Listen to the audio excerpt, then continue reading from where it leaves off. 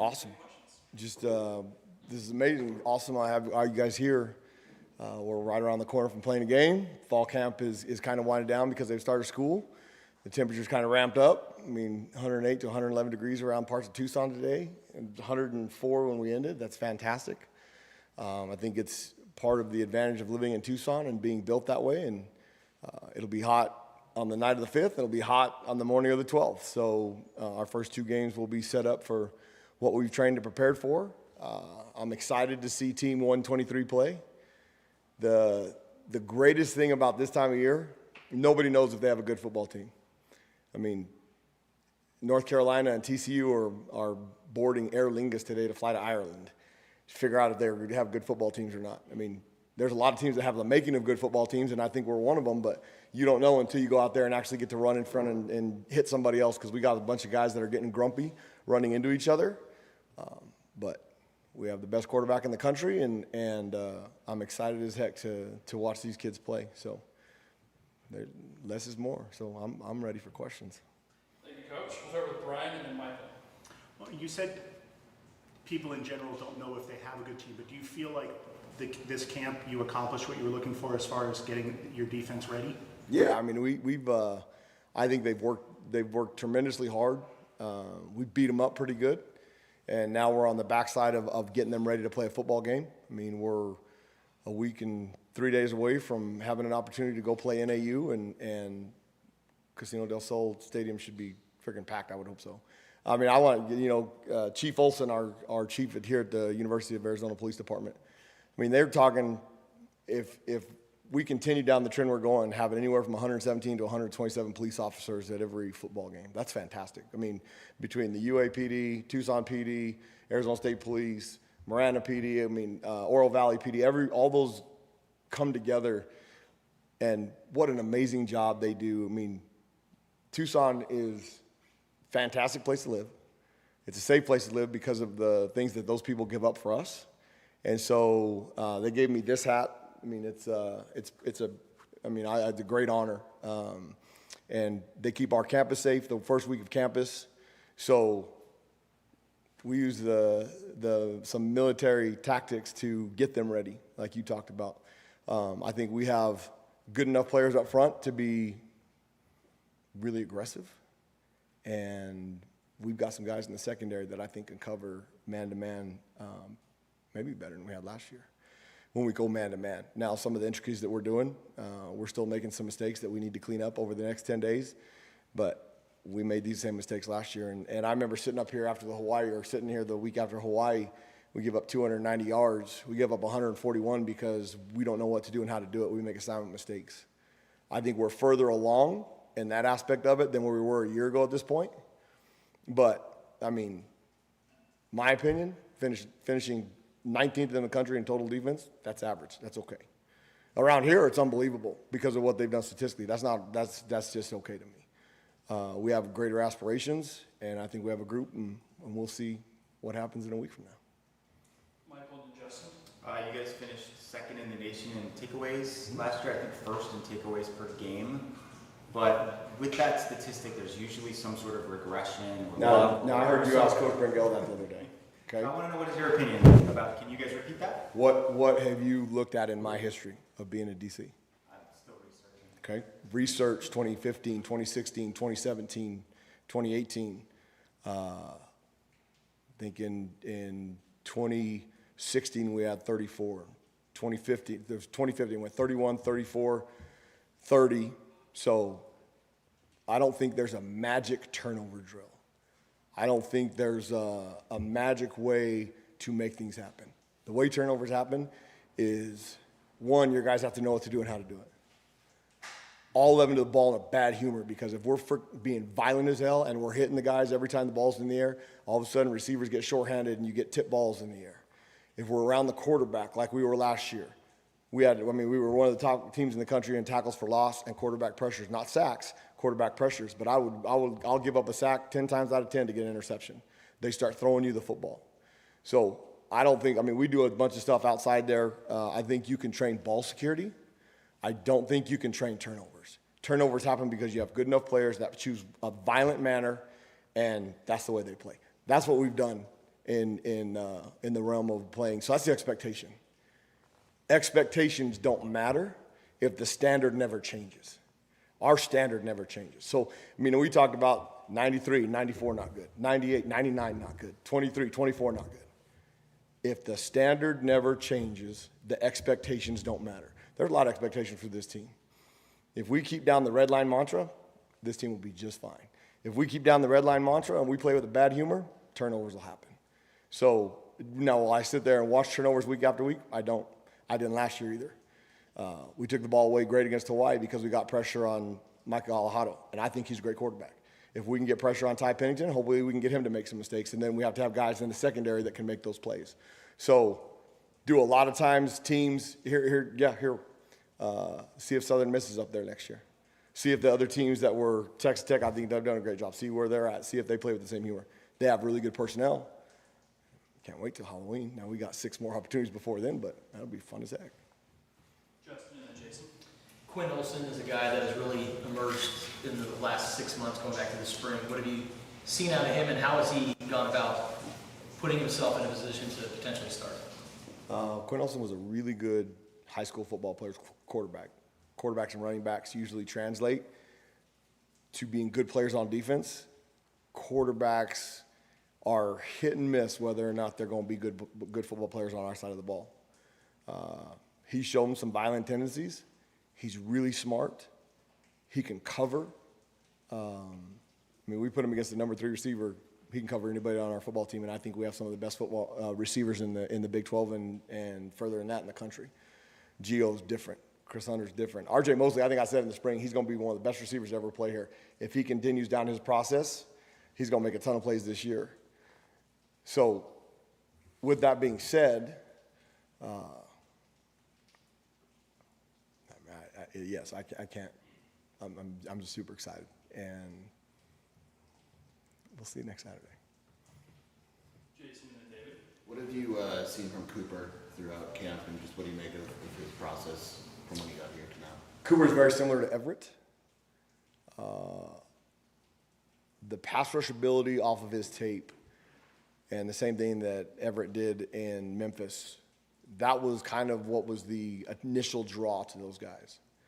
Cooper, both those kids can run really fast. Cooper off the edge is probably technically a little more advanced than what Riley Wilson was at this point last year.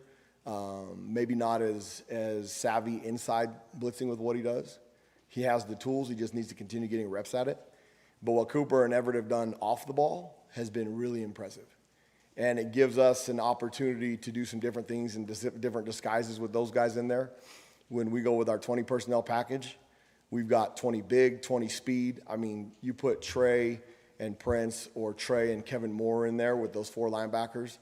4 linebackers being Tay, Chase, Everett, Cooper. You have a combination of Tay and Dash. I mean, we've got some interesting opportunities to create problems for people by matchups. And it's really nice when you have the advantage of the matchup.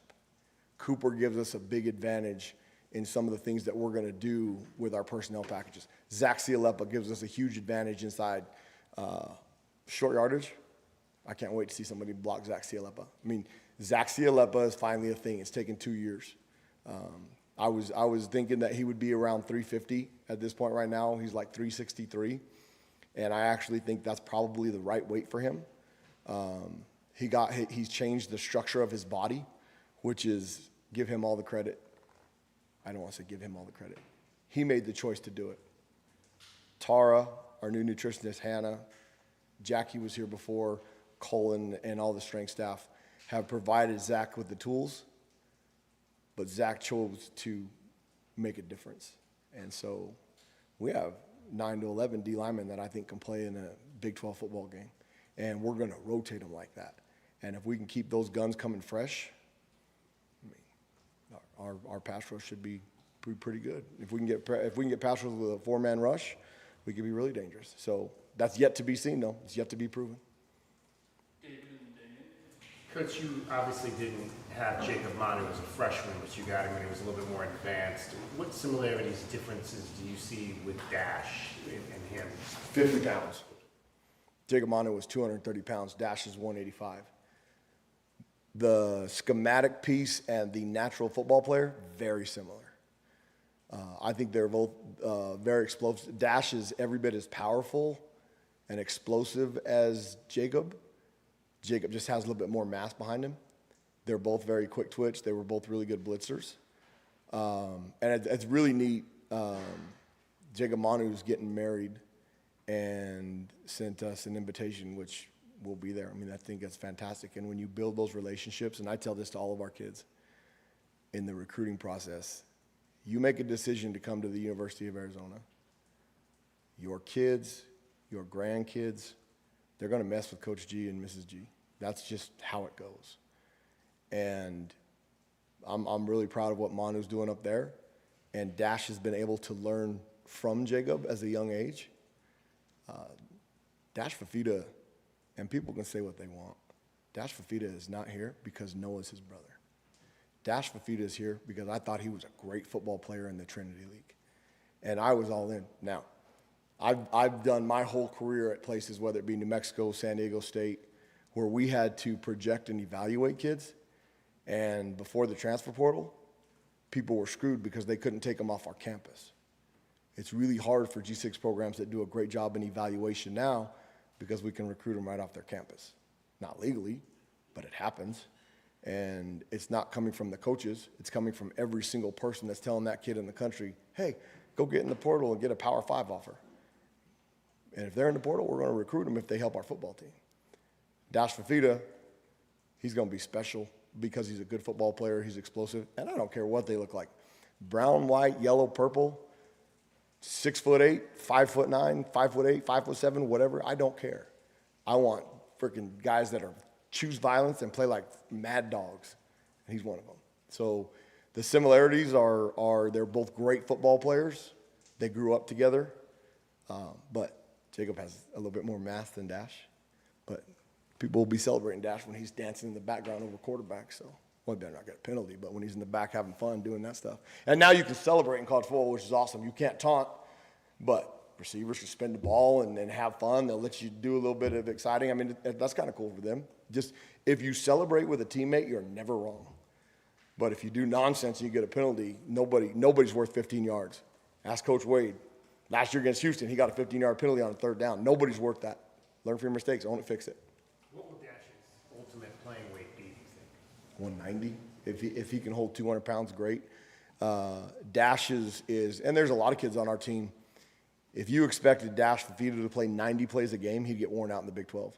If you expected Trey Smith to play 70 plays a game, he'd get worn out in the Big 12 because when you're getting 300-pounders and Dash is in that realm of knocking you around and hitting you for 70 straight plays, you're not going to last. So that's why I'm excited that we have 9 to 11 guys, and then we have 8 to 10 in the linebacker room that we can rotate. I think the top 7, 8 in the linebacker room are really, really good, elite in the Big 12.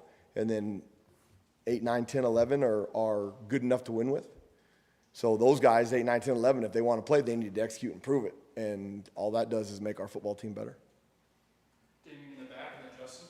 So if you were to take a look at all fall camp tape, and you actually did find a defender without his helmet on in non-TV timeouts, what would the punishment be?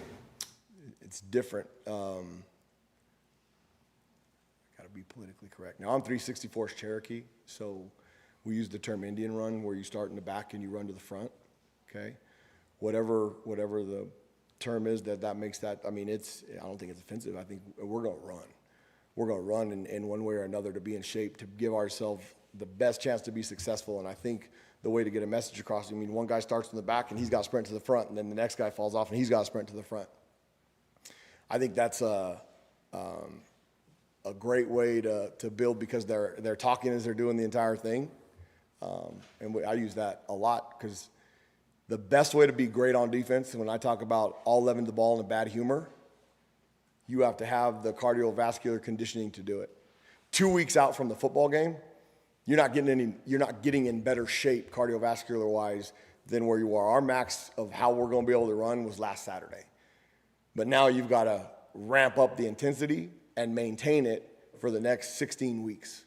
So we do all kinds of different things, and we I guess barter is the right word, on conditioning drills all the time. If they don't hit over 91% on a certain drill, then we make them pay. But if they do, then the coaches pay.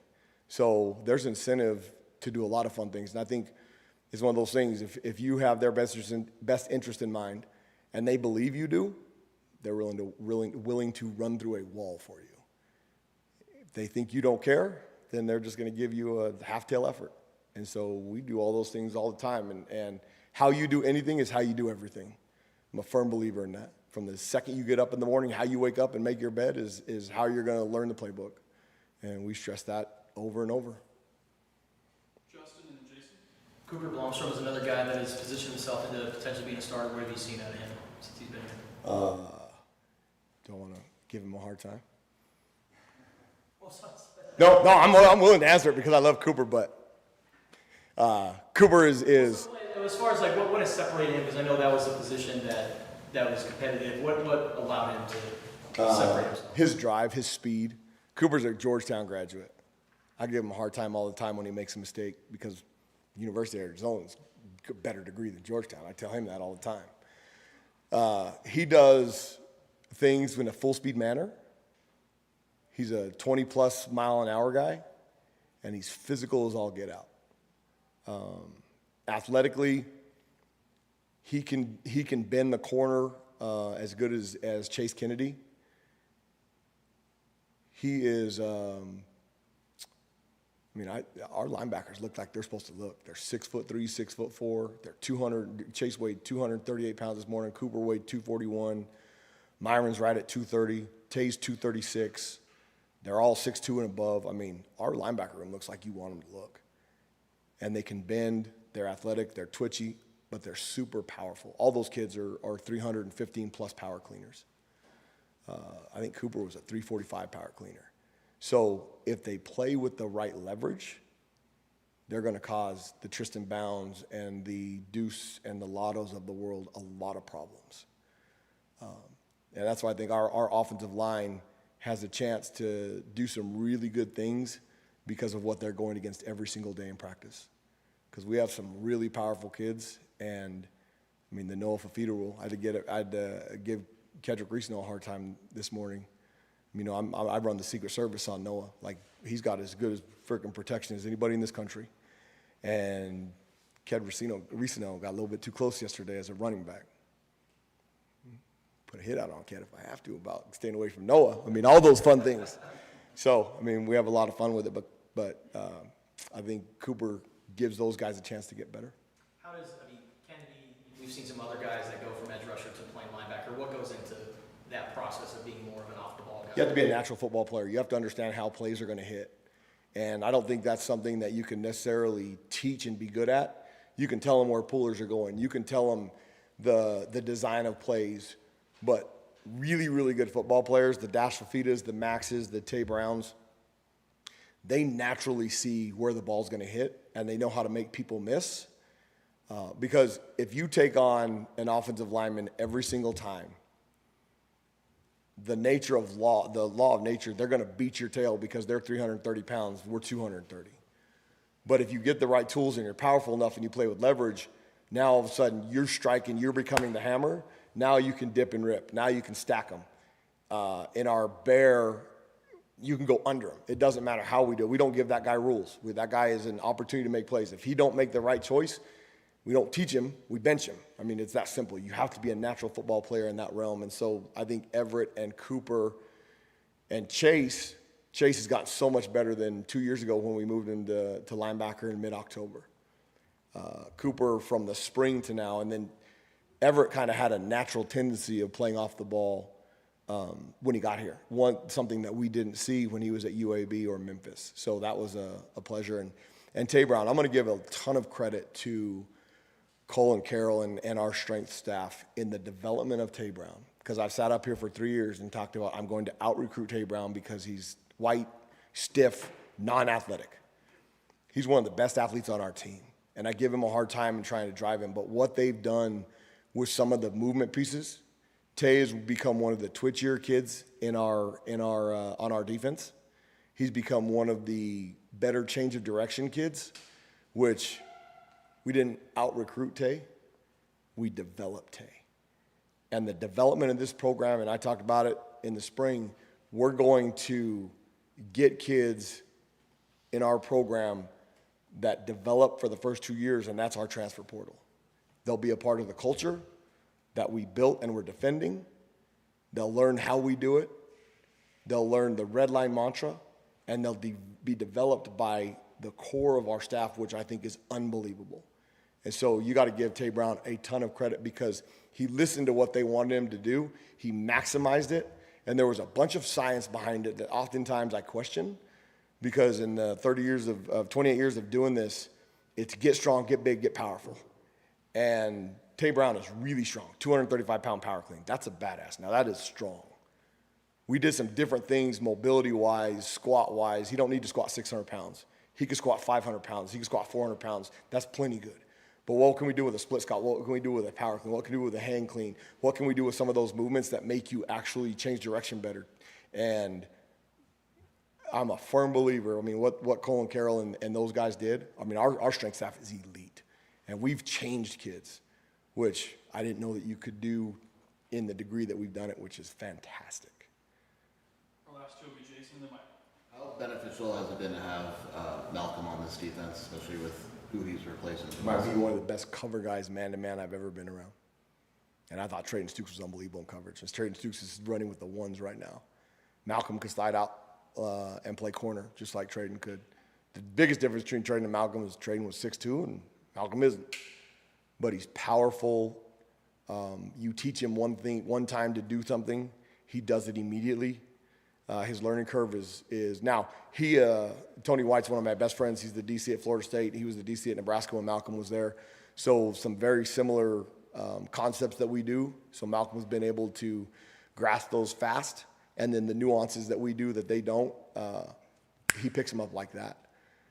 Him and Dalen are as twitchy of athletes that I've coached in a long time. I'm excited, like I said, the man-to-man cuff stuff. Dwight Boodle and Boog have been locking people down.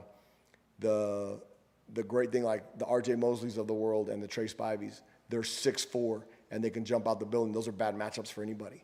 So that's why we need Zaire Heiler to come on. We need some of these other length kids that we have to be able to match up with when we have receivers like that. Boog, they ain't going to throw it at Boog. So Dwight and Tyrese, they better be ready. And I think they've had a great camp. So we'll see against NAU. And really, you should make your most improvement between weeks 1 and 2. We need to make improvement between year 1 and 2. Last year, we made too many mistakes in game 1. And when the head ball coach is on the headset telling you, I've heard you say that way too many times about this guy ain't lined up right. Why'd this guy do this? That's coaching. So we've got to do a better job between game 1 and game 1 of year 1 and year 2 in this scheme. That should happen. I think we're further along than we were significantly at this point last year, but we haven't played a real game with live whistles, with real referees and live bullets. So I'm excited. I cannot wait to watch Team 123 next Saturday. Come on, Tucson, fill this place up. Have fun. 6:30 at night. The sun will be gone. Over there where you guys sit in the shade and play on your phones while we're practicing, it'll be fantastic. They can sit over there and do all that nonsense, and it'll be awesome. So were you guys in the shade at 6:30? It was perfect. And that's on the east sideline. So spread the word. Write it in the Daily Star. Write it on the Wildcat Authority. Write it on AZ Desert Swarm. Put it out there. Come to the game. It's not going to be hot. It may say 110 on the thermometer, but it won't feel like that. And when you're having fun and it's a safe environment because of the UAPD and everything that we're doing, and Zone is going to be wild, and you can yell and scream at NAU all you want and keep it nice and friendly and not really, but be safe. And let's fill this place up. The Casino del Sol Stadium should be a freaking hard place to play in the Big 12. Okay, last one. We've seen Myron Robinson do like a little more and a little more over the course of camp. What are your expectations for him this season? He's doing a phenomenal job with attacking his rehab. He should be cleared to practice full speed hopefully next week. If he can practice next week, He's kind of on the Traden Stukes plan.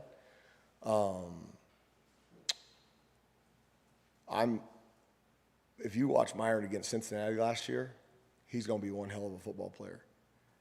He is probably and there's going to be 4 or 5 kids that get pissed off at this. He's probably the fastest linebacker. He is by GPS. I mean, he's proven that.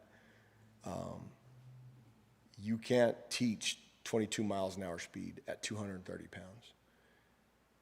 You can direct it, and if it's going in the right direction, it's going to destroy a lot of things. It's going to destroy 2 linemen and a running back like he did against Cincinnati last year several times. But nobody in this world, even at the elite level of the NFL, that's why as we get into the last preseason game, you're going to see a lot more of the everyday guys get the first 2 series. You can't play this game and be elite and be efficient if you don't practice. It's impossible. It is impossible. If you are a really, really good football player and you don't practice Tuesday and Wednesday, you're going to be average on Saturday. Sometimes average is better than the rest of the guys on your team, so they play anyway. But that doesn't mean that you're going to be elite and be a contender in the Big 12 if you're not practicing during the week. Myron and Dalen have missed a ton of live rep practicing, so getting those live reps between now and when we play a week from Saturday and then get into conference and all those things down the road, if they're not practicing, they won't be elite. That goes for anybody. That's why I'm so excited about Trey Smith and the project that Trey Smith has become. One, and I'm big on my faith, Trey Smith trusted the process of God. God's choices and his decisions are better than ours.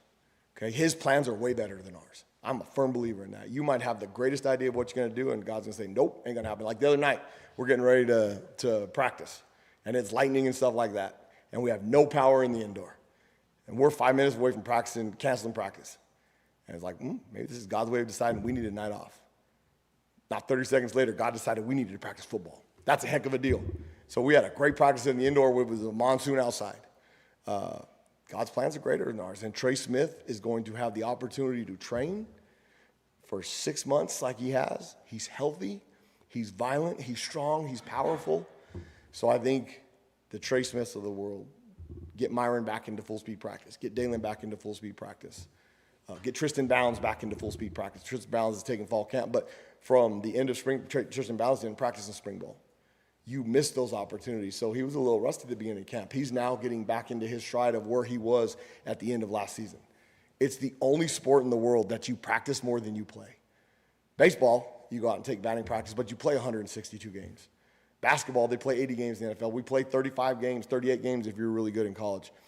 In football, you practice 43 weeks of the year for 12 guaranteed opportunities, trying to earn the 13, 14, 15, 16. 20 hours a week during the season, 8 hours a week in the off season, unlimited time during fall camp, all for 60 minutes, 12 times. I mean, the dedication that these kids put into this, the time that they put into this for 12 tiny opportunities, that's why when they waste an opportunity to go out there and practice, that makes no sense. Like, you get only 12 of these. Like, it's the greatest sport in the world because you can go freaking do the things that they do on a football field and not get arrested. Where else can you do that? I mean, it's unbelievable how fun this game is to be violent. And you know what? We have unbelievable kids when they're outside of those white lines. Noah's a savage now. Noah is, I heard him yesterday, and I think this is one of the things. He's a shepherd boy. He is put in God's plans. He is a savage on the football field. He's one of the nicest human beings I've ever been around. He showed up for my daughter's birthday at Doughbirds with balloons and flowers, and we didn't tell him it was her birthday. That's who Noah Fafita is. He's unbelievable. And we've got a bunch of kids on our football team that are like that. I mean, it's fantastic. So, is that the last question? It is. As we get out here, okay, what Desiree has done in the facility buildup in our athletic department in Casino del Sol Stadium, the sound system is unbelievable, okay? The Pride of Arizona, their band camp, that thing ended on Friday night. They go 14 hours a day. 14 hours a day for their fall camp. We don't go 14 hours a day. 14 hours a day. That's how committed they are to create the environment in Casino del Sol Stadium. So give a shout out to the Pride of Arizona. They are badasses now to stand out there in 110-degree weather and that, I mean, that's more dedication than a lot of our athletes on this campus have. We're back in school. We're back in session. The freshman orientation, there are 6,000 freshmen the other day. So the Zona Zoo should be freaking violent and packed and make it miserable for NAU. The rest of Casino del Sol Stadium, if you're on our sideline, when we stab a ball and get a turnover, celebrate with them, it's going to be a whole lot of fun. The new suite area that they have right here, unbelievable. We're a year away from the video boards and the video ribbon, unbelievable. I mean, the commitment they've made to make this a Big 12 champion, and you have to act like a champion before you're a champion. The effort that they've made, come on out and appreciate it, Tucson. Come on out, 520. Let's make this place the hardest place in the Big 12 to play. And there's some challenges there. Provo is going to be hard as hell. West Virginia at night, Lubbock at night, going to be hard as heck to play. Kansas State, we've been there. The place is different. McHale, that place is different. Casino del Sol Stadium, we've got a damn good football team. Let's make this place different. Because Brent Brennan has done a phenomenal job, and we've got a great staff. But the best part is, the magic is the kids. Coaches don't win games, players do. So come and celebrate the players. Come and make this place and have fun. Because winning is fun. And I promise you, if you spend your hard-earned money and come and we win, it'll be worth it. And if we can win them all, and Noah's in New York in December, make it happen. You have a big part of that, Tucson. Because all the kids that we're recruiting, they see that. And they want to be a part of it. So I can't wait. Team 123 is 10 days away from playing a football game. This is fantastic. I really appreciate y'all being here and all that you do. Keep writing your stories. They're fantastic. I read them all the time. I think they're great. Even when they're not, I think they're great because it drives me to be even better. I mean, people tell us all. I mean, I keep hearing like the Phoenix Wildcat podcast, Damon Dog and Kev. Fantastic. They do a great job. I think Coach Brennan was on with Sheeran and Mike Luke the other day. I keep hearing that the defense is going to take a step back. Keep saying that nonsense. Keep saying it because that stuff drives me crazy. It makes me want to prove everybody wrong. Just like last year when I got hired in March or in January of 25, everyone's like, oh, great, here we go again. Well, guess what? We're coming, and I cannot wait. So keep writing them. Bear down.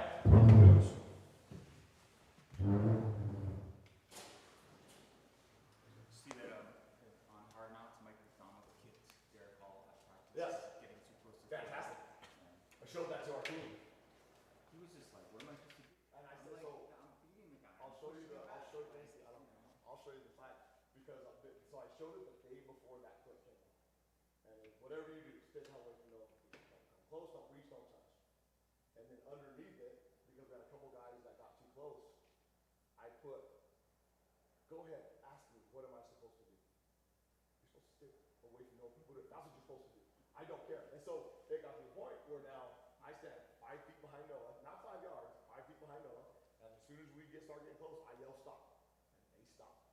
And now they turn. We've seen guys like literally turn around, correct. like, kind of run the other way. And I think there's some potential bad training in that. So we do other things, and when Mason Bray in there or Sawyer in there, they don't have that protection because they haven't earned it yet.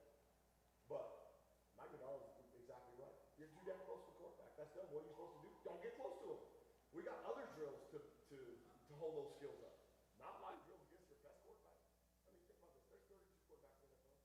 There's 4 good ones. The rest of them are athletes. That position is so hard to find. There's 5 in college. And we thought one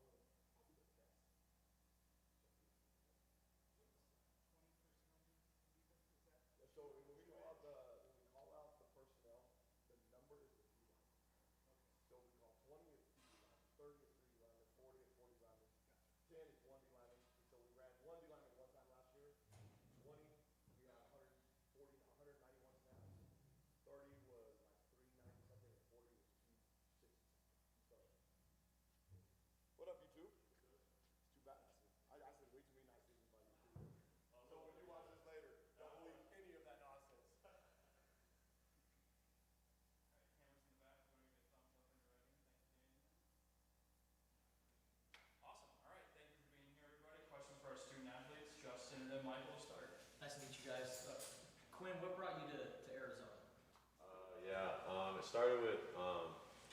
I had a high school coach.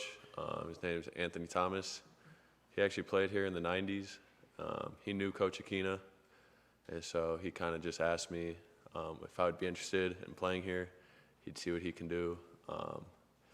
So he kind of told Coach Aquina my name, sent him my film, and yeah, I guess he had a walk-on spot for me, and my sister went to school here, so I wanted to go to school here and play football, and it all worked out. So you had family here originally. Was coming to Arizona always part of the plan, and football just kind of came along, or what happened? Yeah, I wanted to play football in college, but I also wanted to, go to school where my sister was, and so it just worked out. Michael and then David. One for each. For Quinn, what's your sister's name and how far ahead of, or how old is she compared to you? Yeah, her name is Natalie, and she is 24. She graduated 24. Oh, She's no. 24 years old. Got Yeah, it. yeah. She graduated. Is she still in school? No, she graduated not this last spring of 25. And for Cooper, I think you're primarily an edge rusher at Georgetown, and now you're a full-fledged all-around linebacker. What has that process been like? It's been really fun, honestly. I've been able to learn the game way more from the coverage piece, more off-ball stuff. And working with Coach Pringle has been awesome. And being on the line, being on the edge, I feel like sometimes you could be sometimes one-sided, but being here, being able to move around and doing a lot of different things, it's been really great. David and then Brian. In terms of what we heard from Brett Arce a few weeks ago when he said that he thought that you could be the next Trayden Stoops. So when you heard that, what went through your mind? Obviously, Trayden's he's a great player, and he was someone I looked up to these last 2 years. But right now, my focus is just, the daily process. We talk all the time, process over outcome. And so I can't get caught up in trying to be someone else, if that makes sense. Just trying to put in, the daily grind of what's next and try to get better every single day. When you look at your game, though, do you see things that could potentially be similar? Yeah, Stu, he's a great player. If I can be anywhere near as good as him, I think I'll turn out okay. But yeah, I would say, yeah, if I can be like him, I'll be happy. Brian and then Justin. Cooper, how would you describe the defense that Danny runs, and how easy or difficult was it to grasp? In the beginning, it's definitely a lot. I think it's super dynamic. It's you never can really get a tell. Talking to the offensive line, they always say that it's the pain in the butt to kind of pick up. And for me, in the beginning, picking it up, it's like any new thing. It takes a while just to go through and learn the process. But being here day by day, learning has been great. And through this camp, I feel like I've gotten way more comfortable with the playbook, and I can be faster because now I know more on how to do it. Before you had started looking at Arizona, had you seen any of the clips of the Red Rover plays? Yeah, well, the first clip I saw was on Twitter, and I was like, that's pretty interesting because I saw 4 off-ball linebackers and holding hands, and I thought that was hilarious. But then we watched the SMU game with my family, and they did it a lot, and I thought it was really cool, honestly. What does that do you think? It just gives a different look, I think. It kind of confuses them, and they don't really know where we're going and what play we do, and it just makes something more for them to think about. Justin and then Jason. Cooper, what was it like growing up in Dover, New Hampshire? It was awesome. It's small town, New Hampshire is not the biggest state. Every time I meet somebody around here, they say I'm one of the only people that they've ever met from New Hampshire. So it's a really cool and unique experience. And now that I'm here, everybody in my neighborhood, everybody in my town seems like they're really pulling for me. So being from a smaller area like that, being more personal with everybody has been really cool. And every time I get to go back, it's a blessing because I love that area. I love everything. I love skiing. I love the mountains. So it's just a really cool place to be from. And how do you reflect on your time at Georgetown? It was amazing. It was a great opportunity. I had some of the best coaches I've ever had who really developed me well. And going to a very elite school like that too was a great opportunity to balance the education and the athletics. And I feel like I learned a lot about time commitment, and knowing like when to balance like the football and also get my education in.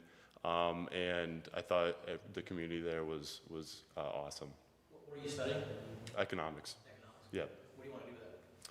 I don't know yet. I'm very focused on football right now, but I think it's a very broad major, so that's why I chose it. Jason and then Michael.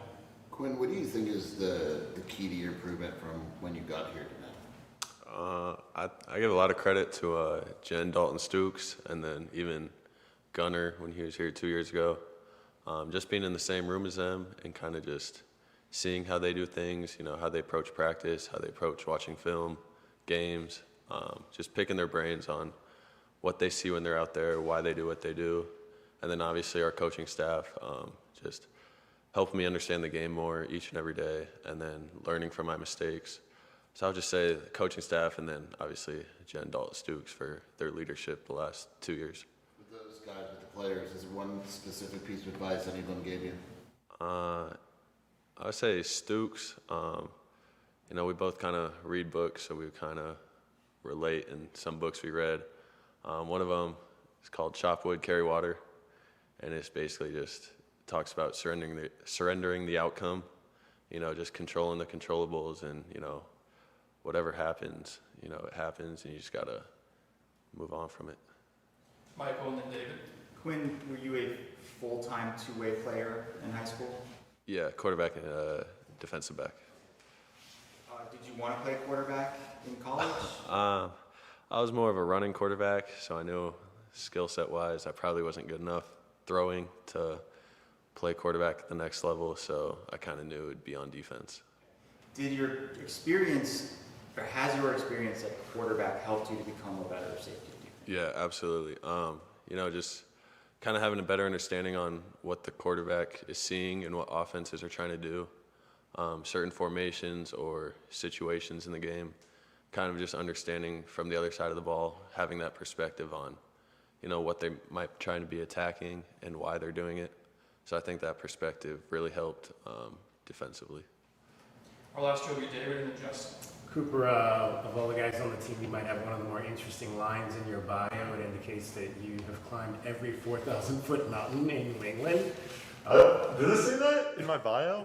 Oh yeah, I've actually climbed a lot of them, but I'm not officially like. There's a official marker that you can get. I'm pretty close to there, but not full of them, not all of them. Okay, so first of all, how many have you done, and how did that come about that was something that you wanted to do? My family loves hiking, so I think I've done probably like 12 maybe, but most of the presidentials, which are like Mount Washington, which is one of the most famous mountains, and it's just like we always go up north, New Hampshire, and like it's a awesome opportunity to like see that type of nature. So I really have grown up just hiking like a lot of 4,000 footers and a lot of those mountains up north. How much hiking have you done since you got here? 0. I have no energy for that. I was when I got back for a few weeks, like that was like one of the main things that everybody wanted to do. I was like, I'm pretty beat right now, so I just want to lay down, enjoy, maybe go to the beach. We'll finish up with Justin. Quinn, have you, how has it been getting to know Chuck Cecil over the last couple of years? Yeah, it's been great. You know, kind of just talking to him when I can and like pick up nuggets here and there on just defense and tackling and coverage, stuff like that. Are you aware of his story, of how he got there as a walk-on? Yeah. Yeah, so that's something cool to relate to, and obviously both him and Stooks, obviously being walk-on, is something you know I can kind of relate to, but you know that's not really my worry or focus right now. I'm just trying to get better every day and stick to the process. How's it been sharing the secondary with guys like Hartzog and Gavin Hunter? How's it been just working with those guys? Yeah, it's been great so far. Obviously, still trying to get better every day. obviously we're not where we want to be right now, but we still got time until our first game. But yeah, just getting that chemistry down, and then obviously Malcolm has a lot of playing experience. Gavin has playing experience from last year. So them kind of being the leaders in the room and kind of just picking us all up. Awesome. Thank you, everybody. Thanks, guys. Thanks, y'all.